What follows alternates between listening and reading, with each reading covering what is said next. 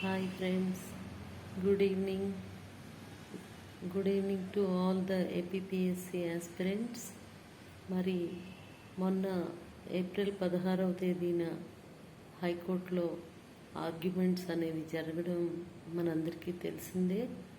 అందులో ముఖ్యంగా హారిజాంటల్ రిజర్వేషన్స్లో మళ్ళీ వెర్టికల్ రిజర్వేషన్స్ ఇది ఇంప్లిమెంట్ చేశారు. రిజర్వేషన్స్ అన్నీ కూడా కేటగిరీ వైజ్ చూశారు అని చెప్తున్నారు. మరి అది తప్పుడు విధానం అని, when there is no adequacy of women candidates, అంటే when there is no availability of women candidates మాత్రమే మీరు ఇది అబ్జర్వ్ చేయాలి. వెర్టికల్ రిజర్వేషన్ అనేది. Horizontal reservations is purely for women, sports and ex service men. అటువంటి వాటిలో మళ్ళీ మీరు వాటిలో కూడా మీరు హారిజాంటల్ రిజర్వేషన్స్ అనేది కాకుండా అందులో వెర్టికల్ రిజర్వేషన్స్ ఇంప్లిమెంట్ చేశారని చెప్పి మరి పిటిషనర్స్ తరపున శ్రీనివాస్ గారు ఇంకా మోటుపల్లి విజయ్ కుమార్ గారు అది ఎస్టాబ్లిష్ చేయడం జరిగింది. అంటే పిటిషనర్స్ తరపున న్యాయవాదులు వారి వాదనలు పూర్తిగా ముగిసినట్టే. ఎందుకంటే సుమారు గంటన్నర పైగా వారు 16వ తారీఖు మధ్యాహ్నం అంతా కూడా 3 నుంచి 4:30 పైన వారి వాదనలు వినిపించారు. జడ్జి గారు కూడా కన్విన్స్ అయ్యారు. జడ్జి గారు ముఖ్యంగా చెప్పింది ఏంటంటే, మరి ఏపీపీఎస్సి వారి వాదన మరియు గవర్నమెంట్ తరపున జిఏడి డిపార్ట్మెంట్ తరపున వారి వాదనలు కూడా ఏజీ గారి తరపున వినాలి. వినాక వారు ఏ సమాధానం చెప్తారో అప్పుడు దాన్ని బట్టి నిర్ణయం తీసుకోవడం జరుగుతుందని చెప్పడం జరిగింది. అయితే అభ్యర్థులందరూ చాలా ఆశతో ఎదురు చూస్తున్నారు. వారి మనోభావాలన్నింటినీ కూడా మరి న్యాయవాదులు వినిపించారు. ఇంకా సోమవారం అంటే ఏప్రిల్ 21 చాలా దగ్గరలోనే, అంటే వితిన్ 5 days మరి జడ్జి గారు నెక్స్ట్ అడ్జర్న్మెంట్ ఇవ్వడం జరిగింది. దానిలో కృష్ణయ్య గారు, శివాజీ గారు, చక్రవర్తి గారు, అన్వేష మేడం గారు కూడా మరి ఆ రోజు తమ వాదనలు వినిపిస్తారని తెలుస్తోంది. అభ్యర్థుల తరపున ఆ రోజు ఏ విధంగా ఉంటుందో ఈ కేసు చివరికి జడ్జి గారు ఎలా ముగింపు పలుకుతారో చూద్దాము. అదేవిధంగా దీనిలో న్యాయవాదులు rule number 22A AP subordinate services rule 22 and 22A కూడా ఇందులో కరెక్ట్గా ఇంప్లిమెంట్ కాలేదని చెప్పడం జరిగింది. ఒక sub registrar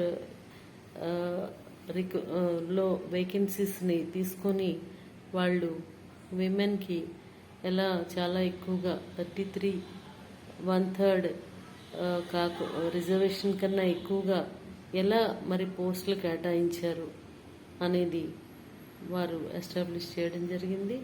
carry forward vacancies అనేవి ఎట్లా ఏ పరిస్థితుల్లో ఇంప్లిమెంట్ చేస్తారు, దీనికి హారిజాంటల్ రిజర్వేషన్స్లో మరి క్యారీ ఫార్వర్డ్ వేకెన్సీ అనేది ఎలా వర్తించదు అనేది కూడా మరి న్యాయవాదులు చాలా క్లియర్గా చెప్పడం జరిగింది.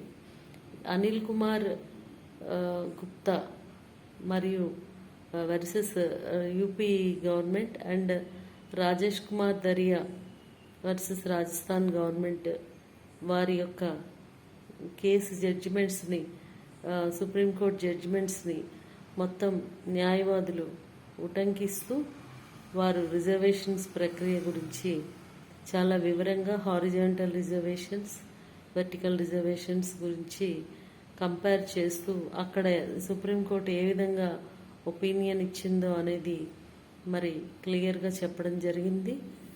ఇవన్నీ కూడా మనం చాలా ఆశతో ఎదురు చూసే విషయాలు. న్యాయం జరుగుతుందని ఆశిద్దాం. కనీసం రోస్టర్ పాయింట్స్ అనేవి మళ్ళీ రీనోటిఫికేషన్ ఇస్తారు అనే ఆశతో చాలామంది అభ్యర్థులు ఉన్నారు. సీరియస్ అభ్యర్థులు వారు ప్రిలిమ్స్లో విజయం సాధించి మెయిన్స్ రాసిన అభ్యర్థులు కూడా చాలామంది ఉన్నారు. పిటిషనర్స్ అందరూ ప్రిలిమ్స్ కూడా క్వాలిఫై కాలేని వాళ్ళే అని అనుకోవడం చాలా అవివేకం.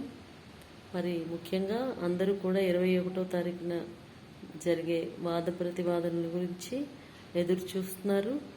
ఈ త్వరలోనే ఈ కేసుకి ఏదో ఒక ముగింపు అనేది దొరుకుతుందని ఆశిద్దాం. ఆ తర్వాత ఎండోమెంట్ ఆఫీసర్స్ కోసం మీరు ముఖ్యంగా philosophy, Hindu philosophy and Hindu temples గురించి బాగా అధ్యయనం చేయాల్సి ఉంటుంది. అలాగే మరి హైకోర్టులో ఎగ్జామ్ పోస్టుల కోసం కూడా ఎగ్జామినేషన్ త్వరలో జరగనుంది. దానికోసం కూడా బాగా అభ్యర్థులు ప్రిపేర్ కావాలి. ముఖ్యంగా ఈ జనరల్ స్టడీస్ అనే విభాగంలోకే సుమారు ఒక 10 టాపిక్స్ అనేవి వస్తున్నాయి. ఎండోమెంట్ ఆఫీసర్స్ విషయంలో మీరు జాగ్రత్తగా ప్రిపేర్ అవ్వాలి. Too much subject was given under general studies. And high court exams అనేది అది basically it is for clerical post కనుక you have to get prepared for general studies as well you are doing for your group 2 and other examinations. మీరందరూ కూడా బాగా prepare అవ్వాలని కోరుకుంటూ